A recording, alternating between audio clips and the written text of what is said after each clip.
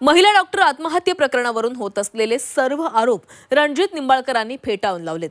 कोणतंही चुकीचं काम केलं नाही, चूक झाली असती तर फडणवीस फलटणला आलेच नसते असा दावा निंबाळकरांनी केलाय। तसंच काही लोकांकडून या प्रकरणावरून राजकारण करून टार्गेट केले जात असल्याचा आरोपही त्यांनी केलेला आहे। आगवणे प्रकरणातील आरोपांनाही त्यांनी उत्तर दिले। आगवणे प्रकरणी चुकीची माहिती दिली जाते, दम असेल तर रामराजे नाईक निंबाळकरांची आणि माझी नार्को टेस्ट करावी, सत्य समोर येईल असं रणजित निंबाळकरांनी म्हटलंय।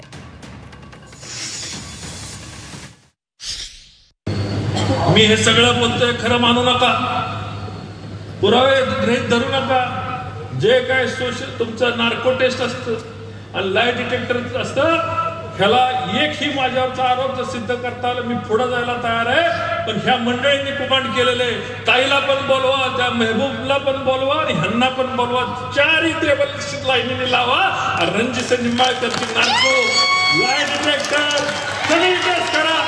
जर त्यामध्ये एक जरी चुकीचं लागलं तर रणजित निंबाळकर जेलला जायला भेटणार नाही, स्वतः जाऊन आनंदाने तुरुंगात बसेल। पण माझं यांना आव्हान आहे, तुम्ही नाव न घेता आरोप करताय, मी नाव घेऊन आरोप करतोय। काल ते म्हणाले होते की ह्याला 96 कुळी असल्याचा अभिमान आहे। हाय 96 कुळी ओरिजिनल नाईक निंबाळकर, काय शंका आहे का?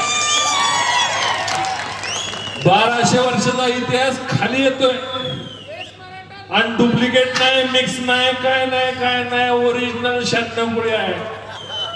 हाय तर हाय, कशाला चिडताय?